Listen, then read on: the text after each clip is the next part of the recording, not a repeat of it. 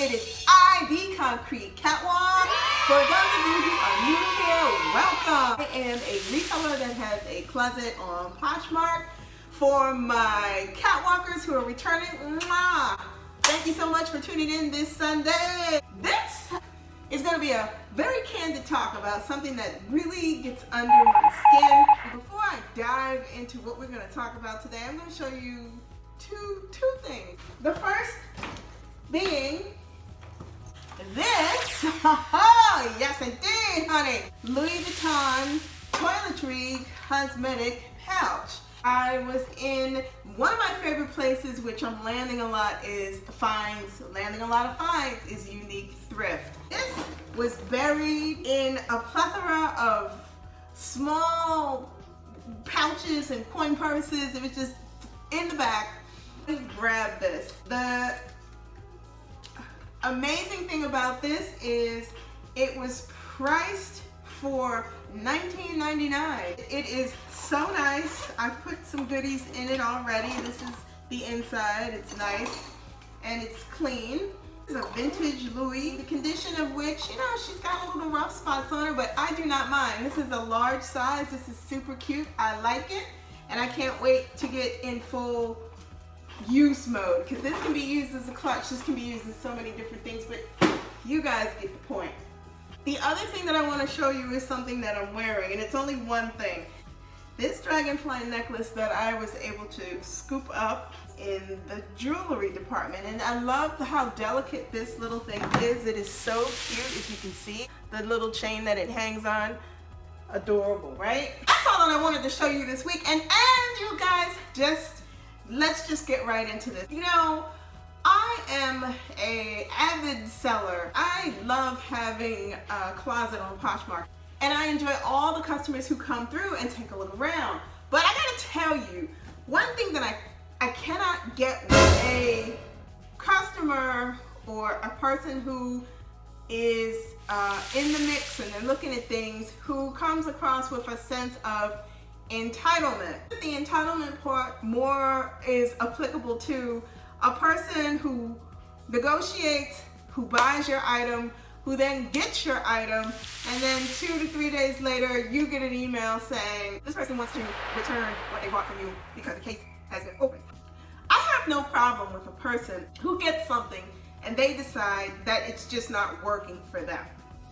If it legitimately comes to them, and maybe it was something that I overlooked, maybe I didn't describe something fully the way it should have been described. Things happen when you're dealing with a multitude of listings and you're dealing with a multitude of items.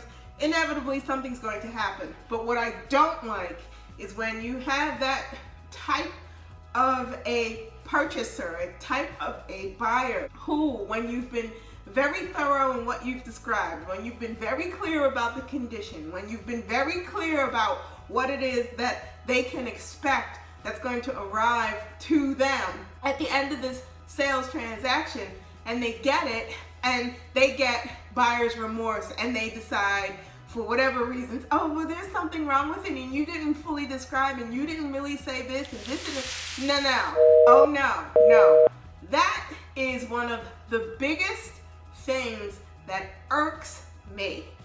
No one is going into this with the intent of misleading anybody. No one is going into this with the intent of going through all of these dynamics when it comes down to selling pre-loved or new or whatever have you types of items. Nobody is here trying to do that. When the entitlement part comes in on the return side is the attitude that comes from some people, and or the fact that you're going to take this back, you're going to accept this item back, when the reality is that it's not that heavy. If you decide you don't want it and you open a case and they rule in your favor that the item can be returned, you just blew your stack for no reason. You just wasted all that energy for no reason. For a lot of people, and myself included, that is why I have learned that going back and forth with people especially when it comes down to items that are pre-loved and they're haggling back and forth for prices. I don't entertain that anymore. I just cut that off. I will not consider it. If a person comes and they make an offer and it's a reasonable offer, I will accept it. But if it's counterintuitive going back and forth with, I want to pay 40 and I'm saying 55 and they're coming back and then saying 47, I'm not getting into all of that. I refuse. You can do what you want to do, but I'm speaking on this because I have not had many cases on Poshmark. But those that I have had, they stand out, and I noticed that there is consistency with it. It's people that don't have a whole lot of buying history. It's people that do not sell on this platform, one and done purchasers, meaning that they happen to sign up and they saw something that they liked and then for whatever reasons they bought it. However, I will offer you these tips, this advice. When it comes to entitled customers, do what you can to curtail all of that back and forth before it even gets to that point. If you see a pattern where there's consistent back and forth with a person, or if you see a situation where you go in and you investigate the back end to see if this person has anything that they're actively selling or they've been actively buying on the platform, and you don't see those things, don't entertain it. It's not to say that every single person is going to be problematic. It's not to say that.